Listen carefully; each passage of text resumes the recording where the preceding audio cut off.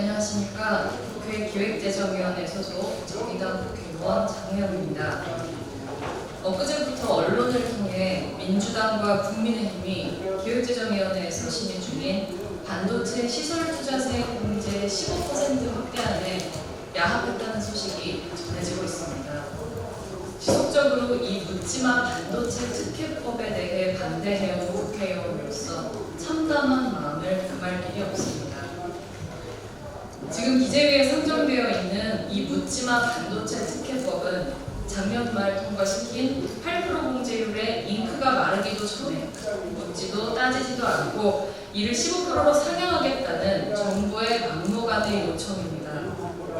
작년 말이나 지금이나 세계는 반도체 전쟁 중이었습니다. 달라진 것은 오로지 윤석열 대통령의 기류일 뿐인데 그 기류 변화에 맞춰 기재부와 여당은 물론 거대 야당인 민주당까지 논리적 일관성과 합리성을 상실하고 장단을 맞추고 있는 지금 이 상황을 저는 도저히 납득할 수가 없습니다. 특히 압도적 의석을 가진 민주당은 추경호 부총리의 사과 한마디로 국민 혈세 3조 4천억 원을 들여 삼성전자와 SK하이닉스의 법인세를 감면하는 특혜 법안을 받아주겠다고 나섰습니다. 저는 정말로 경악을 금치 못합니다. 이수진 의원과 김태년 의원은 지난번 상임위에서 15%로 되겠느냐, 더 올려야 하지 않겠느냐며 한술 버티기까지 했습니다. 오늘 주호영 국민의힘 원내대표는 이런 민주당의 협력에 깊은 감사의 뜻을 전했습니다. 국회 앞에 현수막으로는 서로를 원색적으로 그렇게나 공격하는 국민의힘과 민주당이지만 재벌 강세, 부자 강세 앞에서는 이렇게나 한마음 한뜻이 되는 모습이 참으로 낯설고 놀랍습니다. 물론 더불어민주당의 강세 사랑 어제 오늘의 일은 아닙니다. 지금 논의되고 있는 통합투자세 공제 제도는 문재인 정부에서 처음 도입했고 집권 기간 내내 그 감면의 대상과 폭을 확대해왔습니다. 작년의 세법 개정에도 민주당은 결국 윤석열 정부의 대기업 자산가 강세에 찬성했습니다.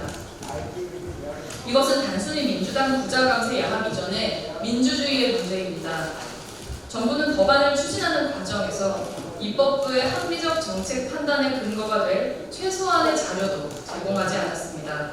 삼성전자의 실효세율이 몇 %인지, 반도체 설비 투자액은 얼마인지, 세액 공제와 설비 투자액 사이에 상관관계를 추정하는 근거는 무엇인지, 왜 2022년 12월 24일에는 대한민국이 세계 최고의 세제 혜택을 주는 나라였는데 일주일이 지난 2023년 1월 3일에는 그렇지 않은 나라가 된 것인지, 이 어려운 시기에 세수 감소는 또 어떻게 메울 것인지 기재부는 아무것도 설명하지 않습니다.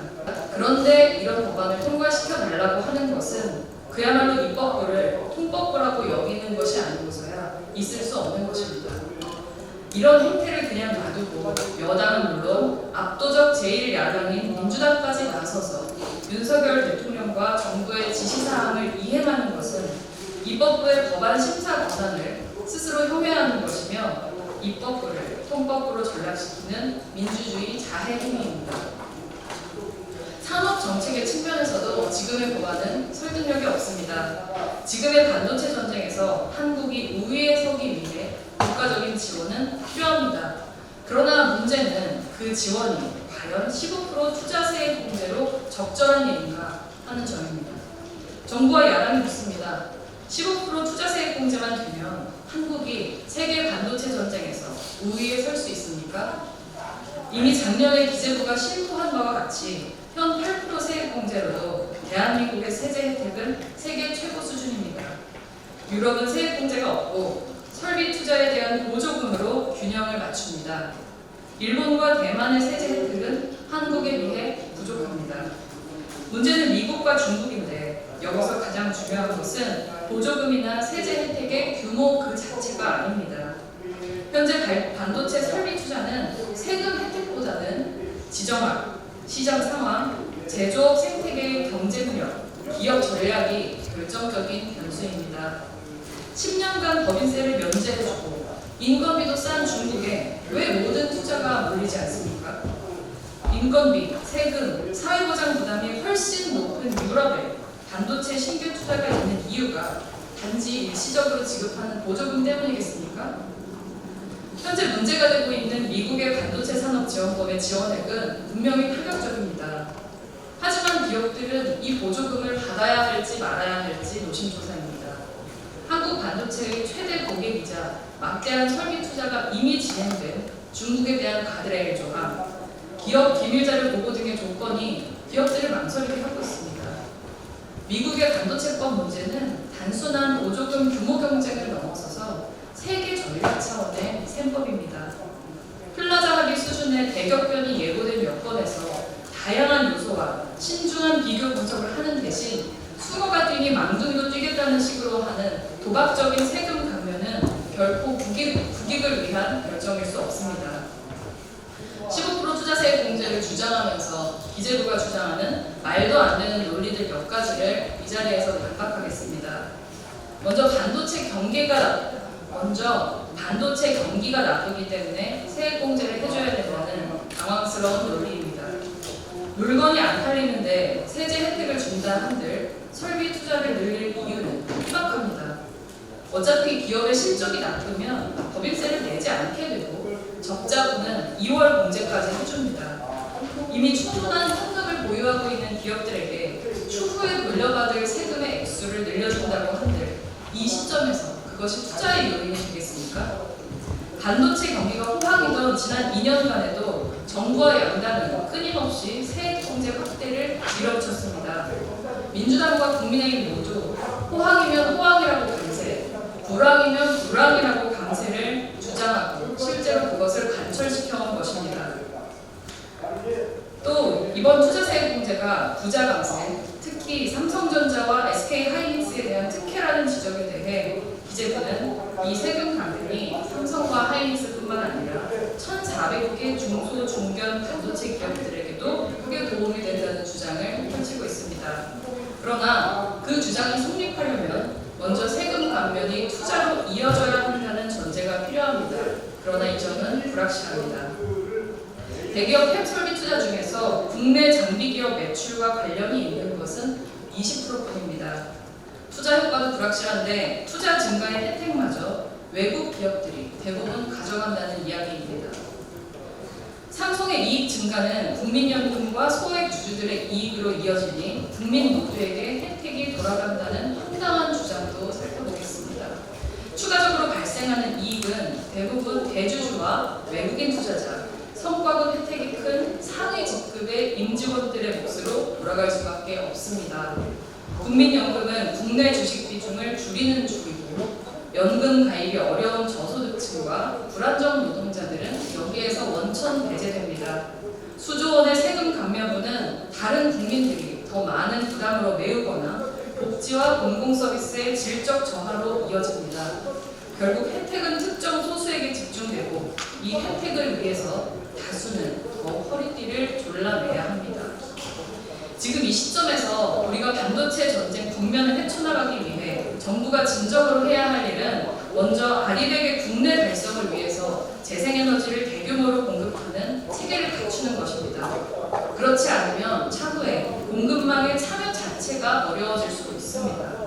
그러나 윤석열 정부는 아리백과는 아무 상관없는 원전 확대를 내세우며 거꾸로 재생에너지 산업을 위축시키고 있습니다.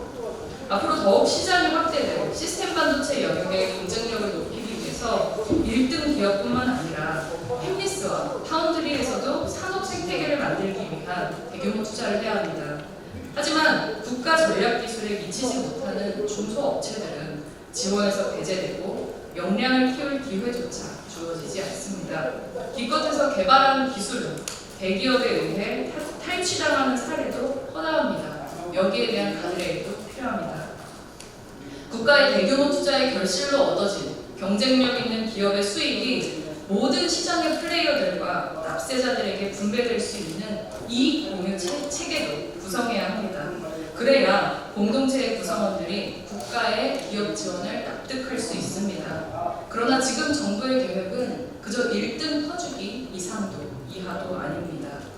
정부는 진짜 해야 할 일은 산처럼 쌓아둔 채 오로지 세금 감면에만 집착하고 있습니다. 정부의 역할에 대해 저는 진지하게 고민했습니다. 미국도 하고 중국도 하는 세금 감면 우리도 화끈하게 해줘야 하는 거 아닌가 깊이 고민했습니다. 정부의 역할 필요합니다. 그러나 아무리 생각해봐도 이 K-칩스법이라는 헐 좋은 이름만 가진 대기업 특혜 강세법은 그 방법이 아닙니다. 최소한의 합리성과 실증 데이터도 갖추지 못한 이 법은 반도체 산업의 경쟁력을 담보해낼 수 없을 뿐 아니라 위기를 핑계로 재벌 대기업의 이익을 극대화시키는 대통령실의 하명 입법일 뿐입니다. 이런 법안을 선선히 통과시킨다는 것의 의미를 대한민국 국회는, 여당은, 민주당은 엄중히 되새겨야 합니다. 민주주의의 형해와 합리적 의사결정의 실종, 재벌 특혜의 제도화, 국회 입법의 무력화까지 최악의 선례를 남기는 일입니다. 이것은 구국의 길이 아니라 망국의 길입니다. 저희 의원실에서는 오는 3월 13일 다음 주 월요일에 이런 문제를 국민한테 소상히 알리는 국회 토론회를 엽니다. 이 자리에 많은 언론인 여러분께서 관심 가져주시고 참여해 주실 것을 당부드립니다. 이상으로 긴 기자회견 마치도록 하겠습니다.